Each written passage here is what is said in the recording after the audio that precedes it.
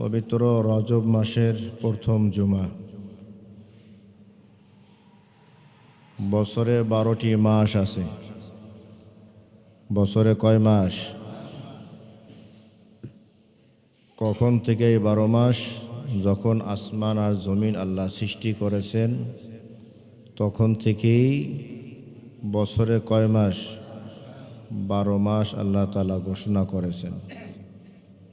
ইন্না ইদ্দাতাশ শুহুরি ইনদাল্লাহি 12 শাহরান ফি কিতাবিল্লাহি ইয়াওমা খালাকাস সামাওয়াতি ওয়াল আরদ। আসমান আর জমিন যখন বানাইছেন তখনই আল্লাহ তাআলা বছরে 12 মাস ঘোষণা করেছেন। বাড়ানো যাবে না, কমানো যাবে না। এই 12টি মাসের ভিতরে মিনহা আরবাআতুন হুরুম, 12টি মাসের ভিতরে 4টি মাসের দাম আল্লাহ তাআলার কাছে বেশি।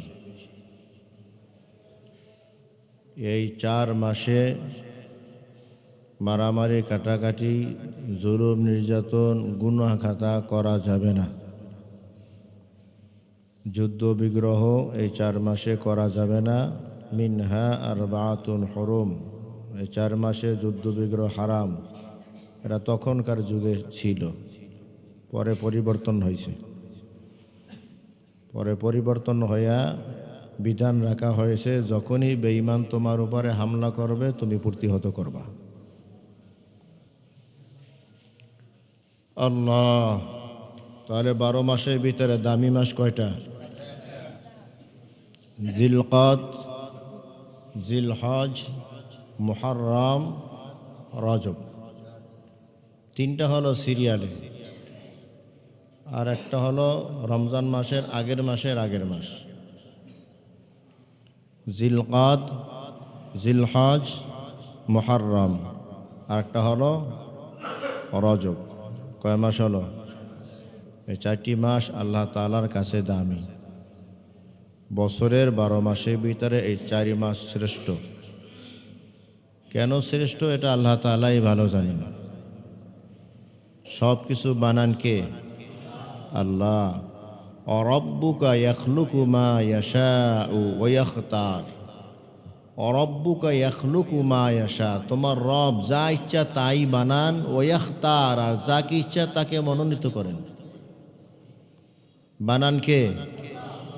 আল্লাহ। আল্লাহই 12 মাস বানাইছেন। আবার এই 12 মাসের ভিতরে 4 মাসকে আল্লাহ তাআলা আলাদা সম্মান দিয়েছেন। কেন দিয়েছেন? এটা আল্লাহ তাআলার ব্যাপার, বান্দার কোনো হাত আছে না। সব রসুলকে আল্লাহ তাআলা পাঠাইছেন। সব রসুলদেরকে কিতাব আল্লাহ তাআলা দিয়েছেন। এই সব রসুলের ভিতরে আমার আপনার রসুলকে দাম বেশি দিয়েছেন।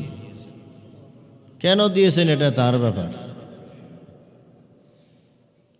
পদোন্নতি কি করেন? আল্লাহ তাআলা করেন। আল্লাহ তাআলা বলেন 12 মাসের ভিতরে 4 মাস খুব দামি মাস। এই 4 মাসে গুনাহ খাতা করলে, অন্যান্য মাসে গুনাহ করলে যেই সাজা এর থেকে বেশি সাজা। অন্য মাসে গুনাহ করলে যেই সাজা, এই 4 মাসে গুনাহ করলে বেশি সাজা, শাস্তি। অন্য মাসে ইবাদত করলে যেই যাজা মানে পুরস্কার, এই মাসে ইবাদত করলে তার চেয়ে বেশি সাজাও বেশি, যাজাও বেশি। সাজাও বেশি, যাজাও বেশি, শাস্তিও বেশি, পুরস্কারও বেশি। ইবাদত করবা, পুরস্কার পাইবা।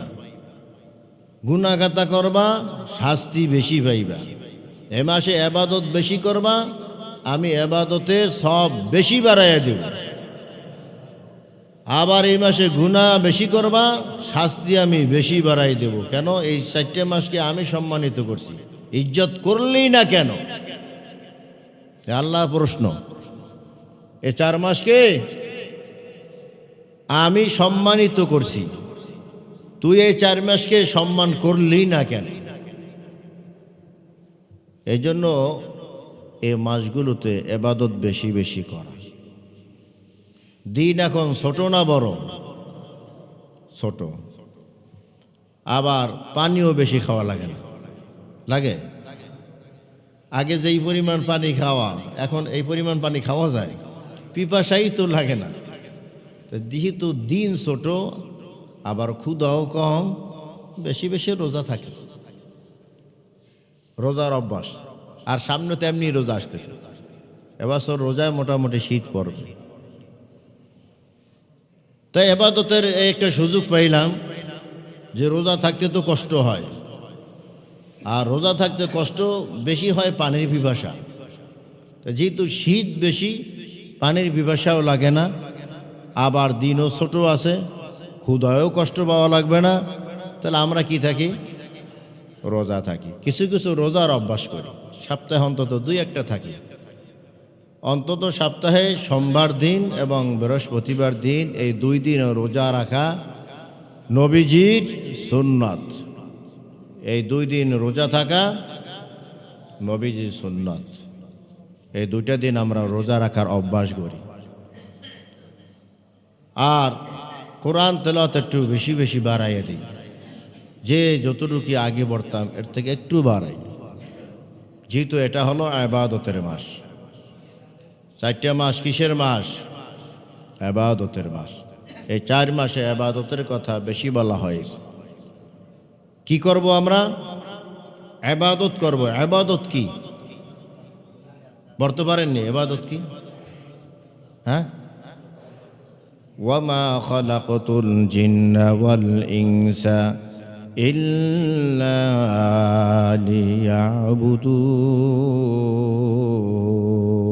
লিয়াবুদুন। জিন এবং ইনসানকে বানানো হয়েছে ইবাদতের জন্য। ইবাদত কি জানেন কেউ? ইবাদত কি? হ্যাঁ, আল্লাহর গোলাম। ইবাদত কি এটি আমরা বুঝি না, শুধু ইবাদত। ইবাদত হলো আল্লাহ তাআলার সন্তুষ্টির উদ্দেশ্যে তার সমস্ত আদেশ মানা। বুঝতে পারছি? ইবাদত কি? আল্লাহ তাআলার সন্তুষ্টির জন্য তার যত আদেশ আছে, হুকুম আছে, তা মেনে নেওয়া। আল্লাহ তাআলার সন্তুষ্টির জন্য তার যত নিষেধ আছে, এই নিষেধ থেকে বিরত থাকা, এটার নাম হলো ইবাদত। বুঝতে পারছি? ইবাদত সারা জীবন খালি ইবাদত ইবাদত ইবাদত।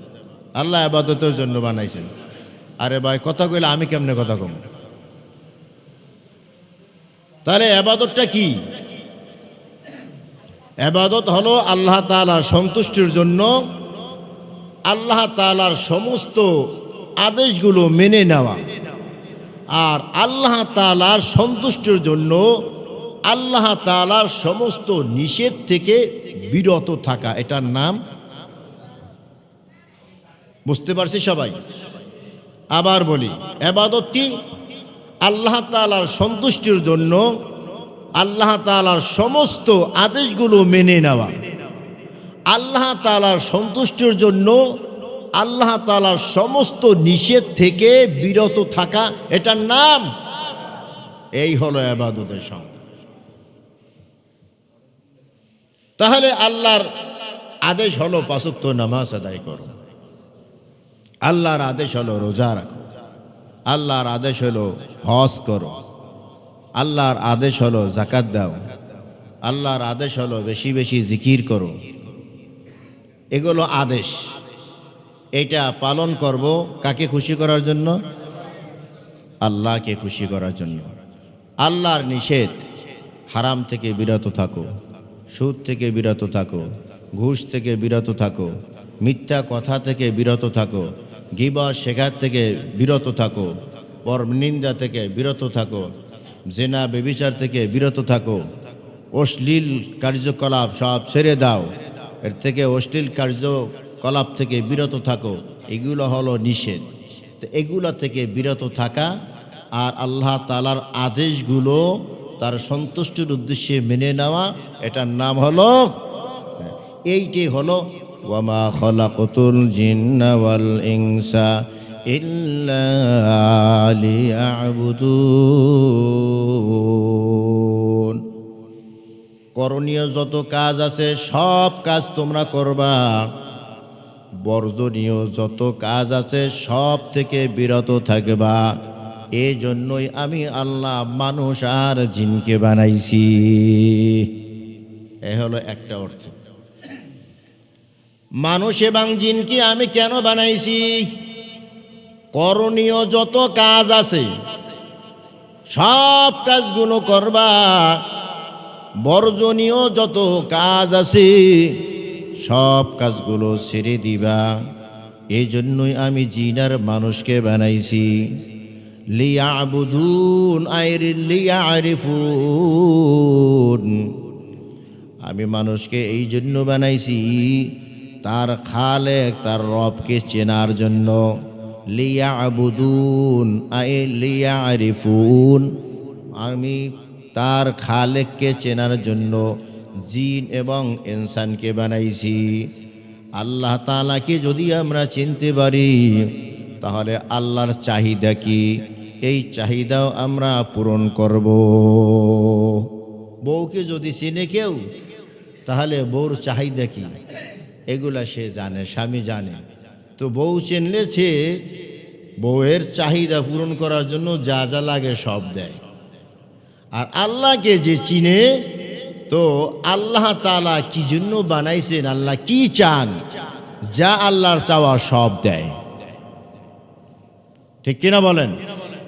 তাহলে আল্লাহ তাআলা আমাদেরকে বানাইছেন কেন? আল্লাহর ইবাদতের জন্য। ইবাদত কাকে বলে?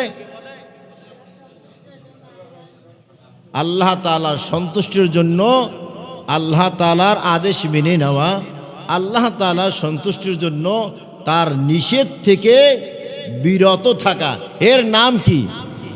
ইবাদত। আর একটু সহজ করি, করণীয় যত কাজ আছে সব করা, বর্জনীয় যত কাজ আছে সব ছেড়ে দেওয়া, এর নাম হলো ইবাদত। এর নাম কি? ইবাদতের আবার প্রকার আছে। ইবাদতের কি আছে? প্রকার আছে। একটা হলো শারীরিক ইবাদত, একটা কি? শারীরিক ইবাদত।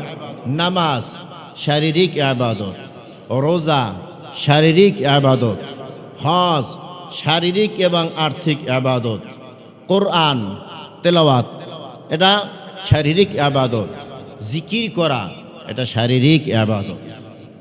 আরেকটা আছে আর্থিক ইবাদত, যাকাত ফিতরা কোরবানি হজ।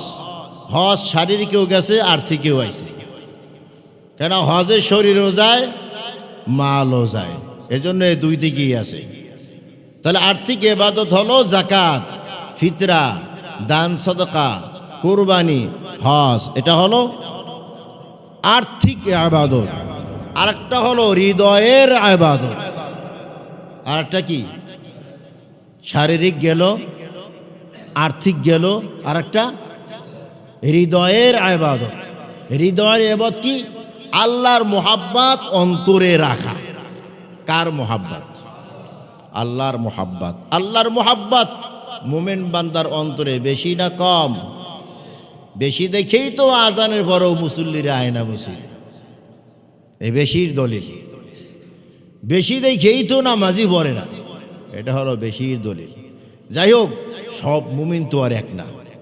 জান্নাত তো সব মুমিনের জন্যই বানানো হয় না, নাকি বলেন? সব মুমিনে কি জান্নাতে যাইব? হ্যাঁ, কত মুমিন বান্দা আছে, মুমিনুল ইসলাম নাম, মুমিন সরকার, এ নামাজে দাঁড়ে কাছেও আসে না, আছে না? নাম রাখছে ইমান আলী। আরে ইমান রে, এ বছরে ঈদের নামাজ পড়তেও যায় না, নাম কি?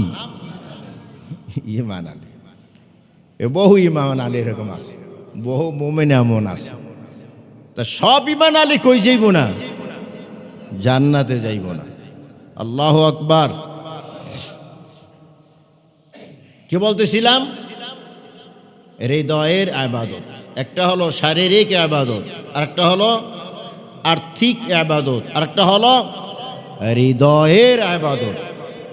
হৃদয়ের ইবাদতের ভিতরে এক নম্বরে হলো আল্লাহ তাআলার মুহাব্বত হৃদয়ে থাকা, এটা হৃদয়ের ইবাদত। ওয়াল্লাযীনা আমানু আশাদ্দু হুব্বান লিল্লাহ, ওয়াল্লাযীনা আমানু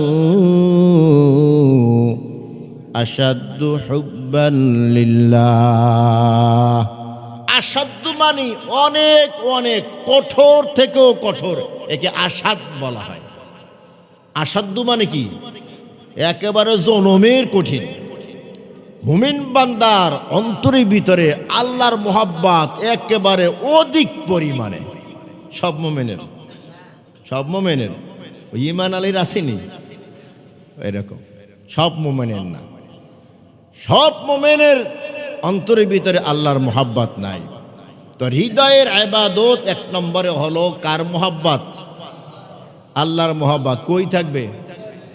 হৃদয়ের ভিতরে থাকবে। এটা হৃদয়ের এক নম্বর ইবাদত। হৃদয়ের আর একটা ইবাদত হলো হৃদয়ে তাকওয়া রাখা। কি রাখা? কি রাখা? তাকওয়া। তাকওয়া মানে আল্লাহ তাআলার ভয়। তাকওয়া মানে কি? আল্লাহ তাআলার ভয়। তাকওয়ার আর এক ব্যাখ্যা হলো সব ধরনের গুনাহ থেকে বেঁচে থাকা, একে তাকওয়া বলা হয়। তো হৃদয়ের এক ইবাদত আল্লাহর মুহাব্বত, আর এক ইবাদত তাকওয়া, আর এক ইবাদত তাওয়াক্কুল। কি? তাওয়াক্কুল। তাওয়াক্কুল মানে ভরসা, আল্লাহর উপর সবর্দ হওয়া, আল্লাহর উপরে ভরসা করা। ঘর থেকে বের হইলাম, সবর্দ হয়েছি কার উপরে? বিসমিল্লাহি তাওয়াক্কালতু আলাল্লাহ লা হাওলা ওয়ালা কুওয়াতা ইল্লা বিল্লাহ। ঘর থেকে যখন বের হব এই দোয়াটা পড়ব, বিসমিল্লাহি তাওয়াক্কালতু আলাল্লাহ লা হাওলা ওয়ালা কুওয়াতা ইল্লা বিল্লাহ, বিসমিল্লাহি তাওয়াক্কালতু আলাল্লাহ লা হাওলা ওয়ালা কুওয়াতা ইল্লা বিল্লাহ। ঘর থেকে বের হওয়ার সময় যে ব্যক্তি এই দোয়াটা পরে বের হয়, আল্লাহ তাআলা বলে তোর জিম্মাদারি আমি নিলাম, তোর জিম্মাদারি আমি নিলাম।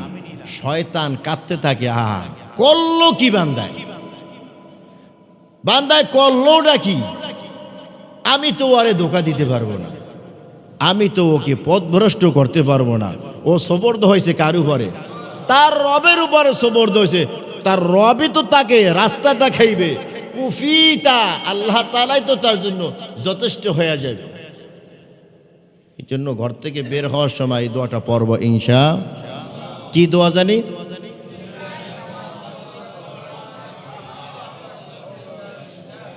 মাশাআল্লাহ, সবসময় পড়ব, যখনই বের হব।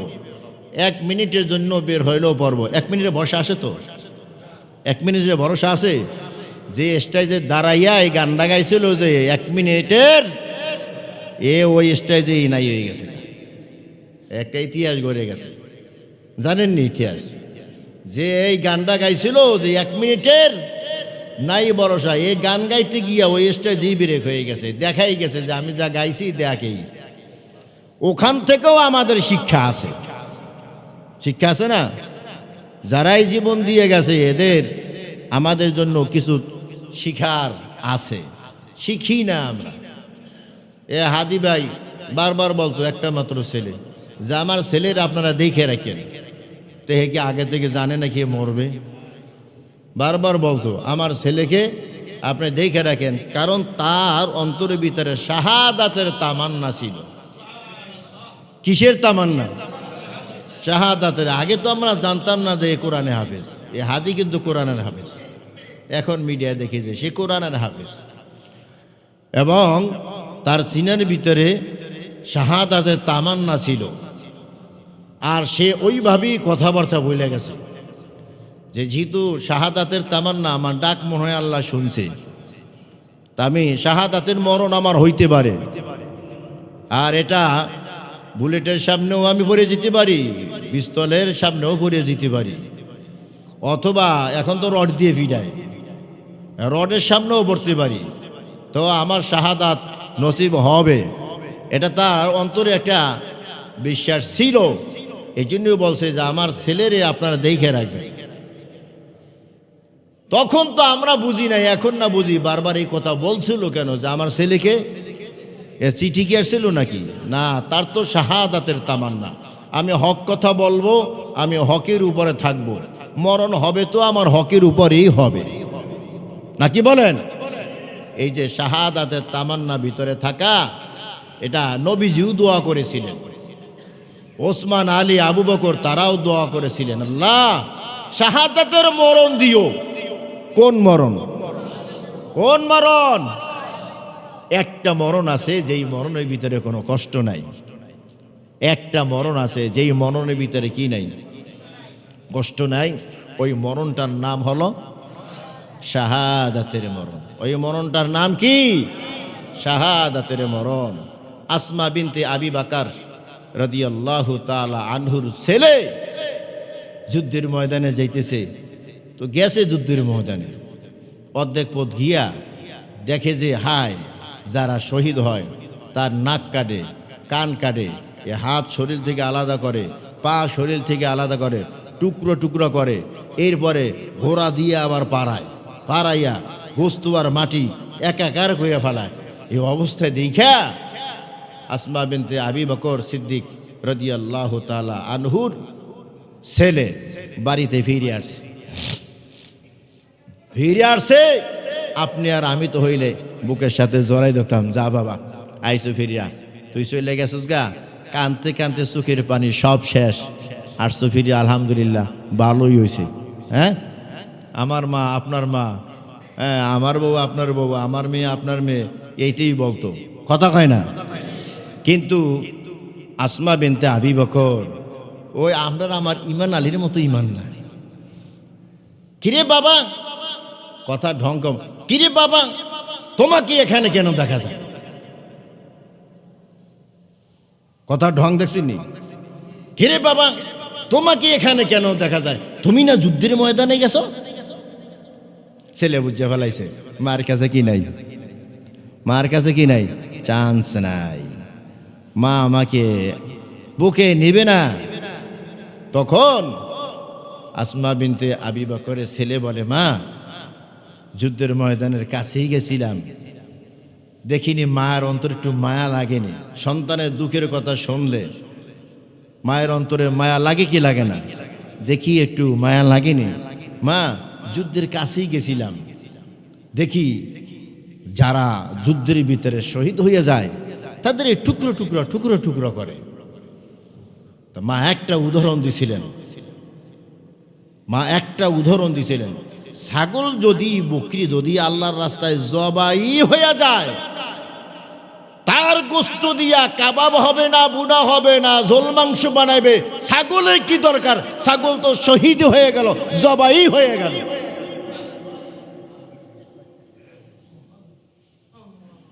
হ্যাঁ, ইমান কারে কয়? ওরে ইমান আলী, ইমান কারে কয়? সন্তান বুঝছে মার কাছে কোনো চান্স নাই। সন্তান মায়ের কদমে চুমা খাইয়া বলে, মা এই মায়ের পেটে, এই মার পেট থেকে বের হয়ে আমার জীবনটা ধন্য। মা দোয়া করেন, গেলাম যুদ্ধের ময়দানে, আল্লাহ যেন শহীদ বানায়। দেখছেন নি মার কথায় সন্তানের ইমান আরো বাড়ছে কেমন? একটা মা উদাহরণ দিছে, ছাগল যদি আল্লাহর রাস্তায় জবাই হয়ে যায়, ছাগল জবাই দিন আমরা, ছাগল যদি জবাই হয়ে যায়, ছাগলের জানার কি দরকার আমার গোস্ত দিয়া কাবাব হবে না, বুনা হবে নাকি ঝোল মাংস হবে? এটা ছাগলের জানা দরকার আছে নি? ছাগল তো জবাই হয়ে গেছে, ওর জীবন তো শেষই, কথা কয় না?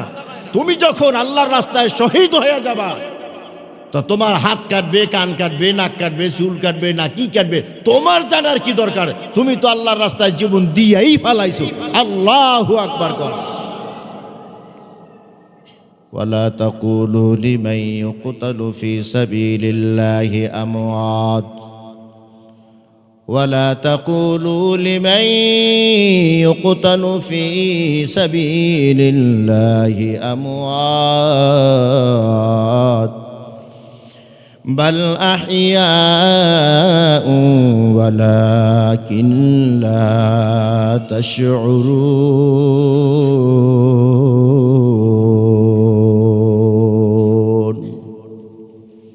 আল্লাহ তাআলা বলেন, দিনের রাস্তায় যারা জীবন দেয় তাদেরকে তুমি মরা বলিও না। সুবহানাল্লাহ, জোরে কা। এদেরকে মরা বলা হারাম। দিন কায়েমের জন্য যারা জীবন দেয় তাদেরকে মরা বলতে নিষেধ করেছেন কে?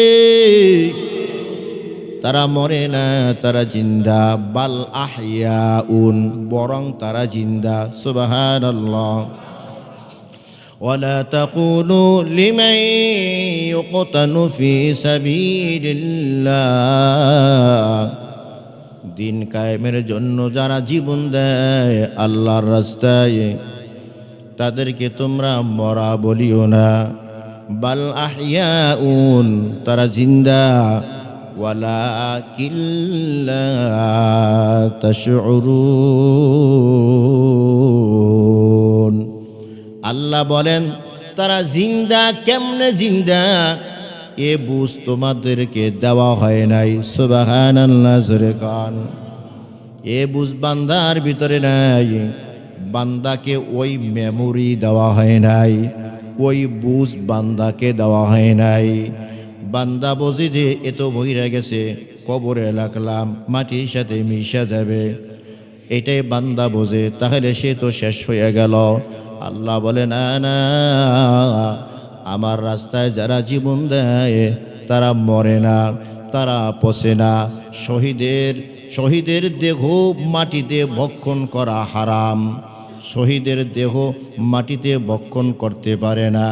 এই জন্য তো বর্তমান জমানায় আরো ১৫০০ বছর আগে যে সমস্ত সাহাবীরা যুদ্ধের ময়দানে জীবন দিয়েছিল, কাউকে পাহাড়ের ভিতরে দাফন দেওয়া হয়েছে, কাউকে পাহাড়ের নিচে দাফন দেওয়া হয়েছে।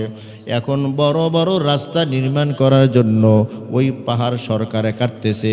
পাহাড় সরকারে কাটতে গিয়ে দেখে টাটকা রক্ত বের হইতেছে। কোথা থেকে টাটকা রক্ত বের হয়? আস্তে আস্তে মাটি খনন করতে করতে দেখে তাজা মানুষটা এখানে শুয়ে আছে। যদিও মানুষটা চোখ খুলে তাকায় না, যদিও মানুষটা কথা বলে না, কিন্তু মানুষটা তাজা। মানুষের কোন জায়গায় কেটে গেলে রক্ত বের হয়, রক্ত জমাট বাঁধে নাই। সুবহানাল্লাহ, জোরে কান। বাল আহইয়াউন ইনদা রাব্বিহিম ইউরযাকুন। বাল আহইয়াউন, আল্লাহর রাস্তায় যারা জীবন দেয় তারা জিন্দা। বাল আহইয়াউন ইনদা রাব্বিহিম ইউরযাকুন, তাদের রবের পক্ষ থেকে রিজিক দেওয়া হয়। জোরে কান সুবহানাল্লাহ। তারা খায় মিয়া, আমি বানাই কইলাম, এ কোরআনের আয়াত হবে সব। বাল আহইয়াউন, আল্লাহর রাস্তায় যারা জীবন দেয় তারা জিন্দা। ইনদা রাব্বিহিম ইউরযাকুন,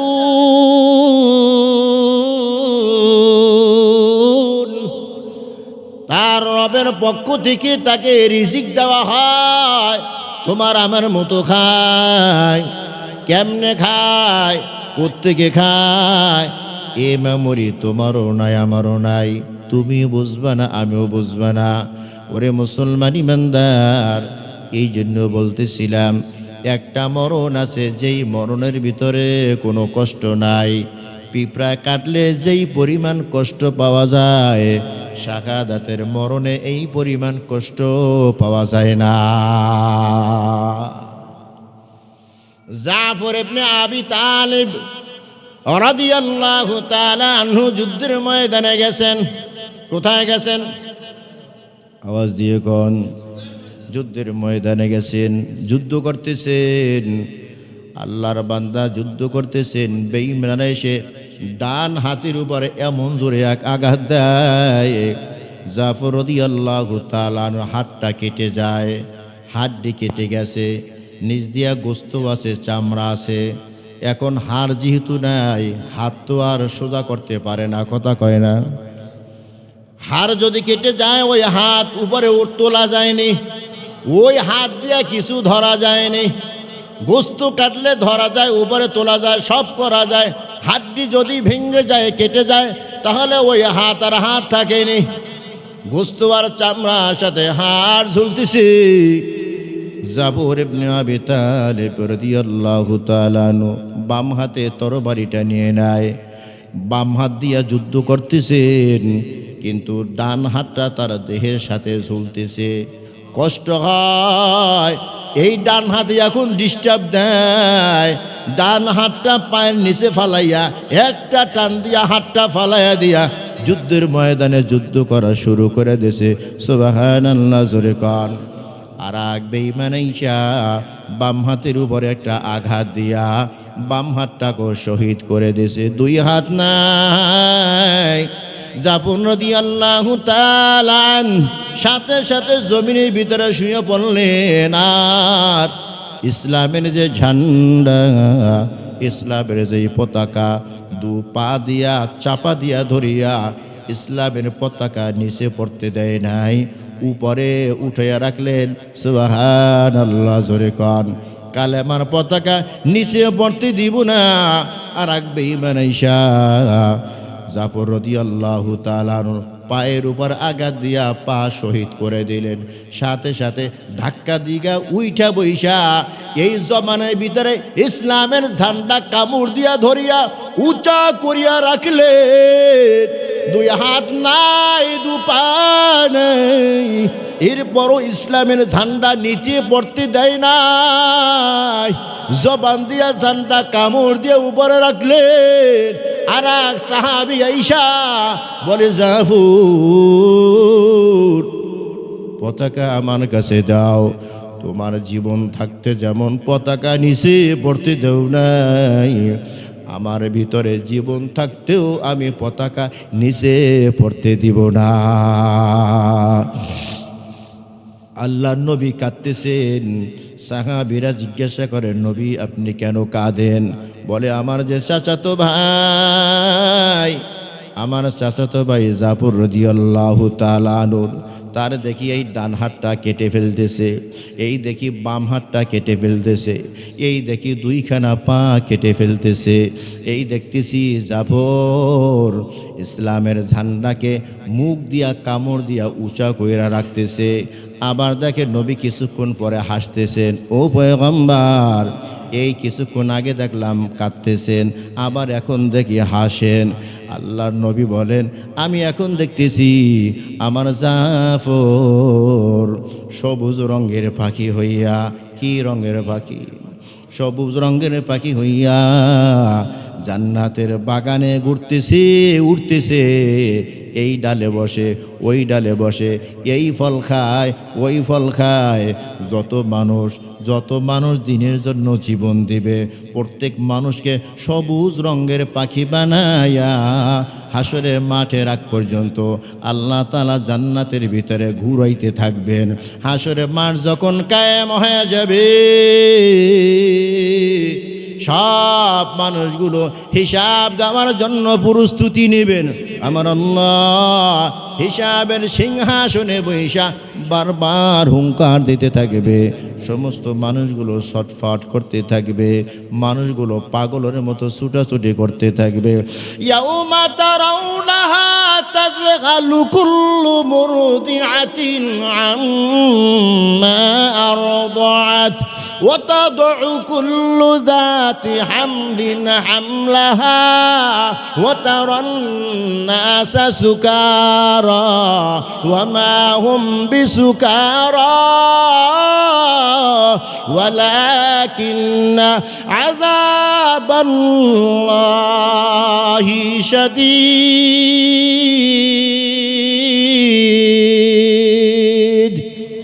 আল্লাহ আল্লাহ যখন একটা হাসরের মাঠে হুঙ্কার দিবে, সমস্ত মানুষগুলো পাগলের মতো ছুটাছুটি করতে থাকবে, যেমন মাতাল হয়ে গেছে সবাই। আসলে কেউ মাতাল না, আল্লাহর আযাবের ভয়ে সবাই মাতালের মতো করতে থাকবে। ওরে মুসলমান ইমানদার, এমন সময় আমার আল্লাহ দেখবে একদল মানুষ হিসাবের কাঠগড়ায় আসে নাই, এরা ডানের রাস্তা দিয়া জান্নাতের দিকে সরছে। আল্লাহু আকবার। আল্লাহ পিছন থেকে ডাইকা বলবে, কিরে, সব মানুষ তো হিসাব দেওয়ার জন্য থরথর করে কাঁপতেছে, তোমরা কারা